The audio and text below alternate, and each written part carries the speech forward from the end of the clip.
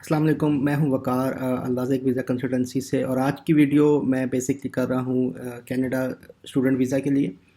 इसमें दो स्ट्रीम्स जो होती हैं, लेकिन मेन कंटेंट की तरफ बढ़ने से पहले मैं ज़रा छोटी सी क्विक अपडेट दे दूं स्टूडेंट वीज़ा के ऊपर। आज इमिग्रेशन मिनिस्टर शॉन फ्रेज़र ने ये अनाउंस किया है कि हम next year until end of next year वो स्टूडेंट वीज़ा के जो कैप आवर्स थे अनलिमिटेड उसको कर रहे हैं वो लोग। मतलब वो अनलिमिटेड आवर्स काम कर सकते हैं। पहले जो 20 आवर्स पर वीक था और 40 आवर्स पर फोर्टनाइट था वो उन्होंने फिनिश कर दिया है, इसको स्क्रैप कर दिया है at least until the end of next year 2023। तो एक क्विक अपडेट थी, ये बहुत अच्छी डेवलपिंग स्टोरी है ये इस टाइम के ऊपर। ये सेम इन्होंने जिस तरह ऑस्ट्रेलिया ने रिसेंटली इसको स्क्रैप किया था, ऑस्ट्रेलिया ने भी रिसेंटली अनलिमिटेड वर्किंग आवर्स कर दी थे स्टूडेंट्स के लिए, और लेबर शॉर्टेज को एड्रेस करने के लिए कनाडा ने भी बिल्कुल यही काम किया है। अब हम बढ़ते हैं अपने मेन कंटेंट की तरफ। कनाडा में स्टूडेंट वीज़ा के लिए बेसिकली दो स्ट्रीम्स चलती हैं। एक S2S स्ट्रीम है, एक नॉन S2S स्ट्रीम है। S2S स्ट्रीम होती है कि स्टूडेंट डायरेक्ट स्ट्रीम होती है। आज मैं आपको ब्रीफली उसके बताऊंगा कि उसके जो डॉक्यूमेंट्स मेन रिक्वायर्ड होते हैं वो क्या होते हैं। सबसे फर्स्ट जो होता है वो तो कवर लेटर होता है, स्टेटमेंट ऑफ पर्पस होता है।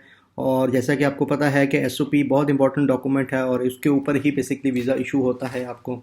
अगर केस ऑफिसर आपकी SOP से सेटिस्फाई नहीं है, बेशक आपका लैंग्वेज स्कोर जितना मर्जी है, बेशक आप 8 या 9 लेके चले गए हैं, आपकी यूनिवर्सिटी में एडमिशन हो चुका है, मतलब उसके बावजूद अगर आपकी SOP स्ट्रॉन्ग नहीं है, अगर आप SOP में केस ऑफिसर को सेटिस्फाई नहीं कर सके तो आपको वीज़ा इशू नहीं करना उससे। मैं ब्रीफली बता देता हूँ आपको कि स्टेटमेंट ऑफ पर्पस में क्या क्या कवर होता है। वैसे मैं अलग से एक वीडियो करूँगा जिसमें मैं स्टेटमेंट ऑफ पर्पस को पूरा कवर करूँगा, ताकि जिसको भी स्टूडेंट वीज़ा के लिए एप्लीकेशन करनी है वो एटलीस्ट इस स्टेटमेंट ऑफ पर्पस को बहुत एक कॉम्प्रिहेंसिव तरीके से लिख सके, क्योंकि ये बहुत इंपॉर्टेंट डॉक्यूमेंट है और आपने क्योंकि अच्छे खासे पैसे भी लगाए होते हैं, और उसमें फिर बंदे को बहुत डिसअपॉइंटमेंट होती है अगर उसका वीज़ा रिफ्यूज़ हो जाए सिर्फ इसकी वजह से कि वो स्टेटमेंट ऑफ पर्पस है लिखी।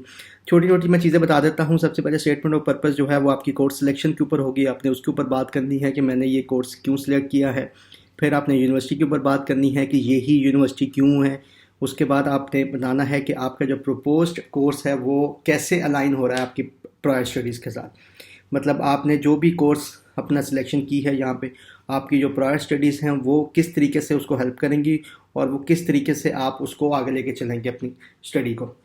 और दूसरी चीज़ नॉन इम्पॉर्टेंट चीज़ है वो आपने केस ऑफिसर को लाजमी सेटिस्फाई करना होता है कि मुझे ये स्टडीज़ मैं वापस अपने कंट्री में वापस आऊँगा और मुझे ये कैसे हेल्प करेगी आके। उसमें कुछ आप स्टैट्स शेयर करें अपने जो भी आपका एरिया है। फर्ज करें आपका सिविल एरिया है, सिविल इंजीनियरिंग आपकी, तो आप उसको स्टैट शेयर करें कि पाकिस्तान में इतनी कंस्ट्रक्शन हो रही हैं, ये वो हो रहा है, तो उसके स्टैट शेयर करें अगले 5 सालों में वो बहुत ज़्यादा होने वाली है, जिसकी वजह से सिविल इंजीनियर्स की बहुत ज़्यादा ज़रूरत पड़ेगी। इसलिए मैं चाहता हूँ कि मैं एक हायर एजुकेशन लेके एक ज़रा ब्रॉडर प्रोस्पेक्ट लेके मैं वापस आऊँ और मैं अपनी कंट्री को हेल्प करूँ और मैं अपनी कंट्री में एक बेहतर एम्प्लॉयमेंट की अपॉर्चुनिटी होगी मेरे पास। तो ये सारी चीज़ें बेसिकली आपको बतानी है उसके ऊपर अपने उसको केस ऑफिसर को सेटिस्फाई करने के लिए। फिर आप अपने फाइनेंशियल्स डिस्कस करेंगे कि आप बैंक स्टेटमेंट साथ लगा रहे हैं, फिर आपका स्पॉन्सर कौन है, फिर आप उनको डिस्कस करेंगे। उसके बाद आपने अपने कंट्रीज़ के साथ जो होम टाइज़ हैं वो आपने लाजमी स्ट्रॉन्ग शो करने हैं, क्योंकि ये भी एक बहुत बड़ा प्रोस्पेक्ट होता है SOP के अंदर कि अगर आप अपने होम कंट्रीज़ के टाई शो ना कर सकेंगे उनको तो फिर वो मुश्किल हो जाएगा कि आपको वीज़ा इशू करें।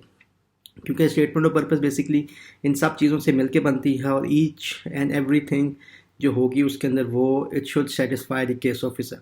तो उसमें फिर आपको ज़रूरत है कि आप सारी चीज़ें बहुत कॉम्प्रिहेंसिवली वो लिखें। उसके बाद ये तो थी छोटी छोटी चीज़ें स्टेटमेंट ऑफ पर्पस की। जैसे मैंने कहा कि मैं वीडियो एक और बनाऊंगा जिसमें मैं बड़ी कॉम्प्रिहेंसिवली मैं स्टेटमेंट ऑफ पर्पस को एक्सप्लेन करूंगा और मैं उसमें बताऊंगा कि उसमें आप क्या क्या कैसे कैसे लिख सकते हैं ताकि आपका चांस अच्छा हो आपके वीज़ा इशूज़ में। उसके बाद आपको एक लैंग्वेज टेस्ट चाहिए, वो IELTS चाहिए आपको, और उसमें आपको अगर आपका अंडर ग्रेजुएट प्रोग्राम है तो 6 चाहिए आपको, और अगर आपका पोस्ट ग्रेजुएशन प्रोग्राम है तो आपको ओवरऑल 6.5 चाहिए with no band less than 6 चाहिए आपको। उसके बाद जो क्योंकि S2S स्ट्रीम में होता है कि आपने 10,000 कैनेडियन डॉलर्स की जो इन्वेस्टमेंट है वो करनी है, वहाँ की कैनेडियन बैंक में वो पैसे आपके ही हैं, बस वो आपको वहाँ जाके वो आपको एक इक्वल अमाउंट्स में हर मंथ आप उसको विड्रॉ कर सकते हो। लेकिन आपको ये पैसे पहले वहाँ पे उनके बैंक अकाउंट में जमा करवाने हैं। वहाँ के बैंक अकाउंट्स पर पूरा आपको अकाउंट मेंटेनेंस लेटर वगैरह देंगे, सारा कुछ देंगे जो आपकी उसके साथ एप्लीकेशन के साथ अटैच होगा। उसके बाद आपने जो भी ट्यूशन फ़ी की पेमेंट की होगी वो आपने अपनी एप्लीकेशन के साथ उसका प्रूफ अटैच करना है। उसके बाद लेटर ऑफ एक्सेप्टेंस चाहिए, जिसको हम लोग ऑस्ट्रेलिया में ऑफ़र लेटर कहते हैं, इंग्लैंड में कैश लेटर कहते हैं उसको। इसी तरीके से यहाँ पे लेटर ऑफ एक्सेप्टेंस चाहिए आपको। जो भी आपका डेजिग्नेटेड लर्निंग इंस्टीट्यूट है, DLI बोलते हैं, वहाँ से उसको आपको लेटर चाहिए। बाकी जो दूसरी स्ट्रीम है एक नॉन STS, उसमें क्या है कि उसमें आपको फाइनेंशियल डॉक्यूमेंट बहुत ज़्यादा दिखाने पड़ते हैं। उसमें आपको जो स्पॉन्सर होता है आपका, उसकी आपको फिर बैंक स्टेटमेंट्स, उसके taxation records, each and everything उसमें आपको दिखाना पड़ता है। उसमें जो अप्रूवल के चांसेस हैं वो भी कम हैं। इसलिए कोशिश करें कि आप STS स्ट्रीम में अप्लाई करें। उसमें थोड़ी सी इनिशियल इन्वेस्टमेंट है, लेकिन उसमें थोड़ी सी डॉक्यूमेंटेशन कम हो जाती है फाइनेंशियल्स के लिहाज से, फिर अप्रूवल चांसेस भी बहुत ज़्यादा होते हैं। लेकिन मैं फिर से कह दूं, इसका ये मतलब नहीं है कि नॉन STS में अप्लाई नहीं कर सकते या नॉन STS में 100% रिफ्यूज़ल है। ऐसा बिल्कुल नहीं है। बहुत सारे केसेस हैं नॉन STS में अप्रूवल होते हैं। लेकिन इन दोनों स्ट्रीम्स में जो चीज़ मैटर करती है दैट इज़ योर SOP।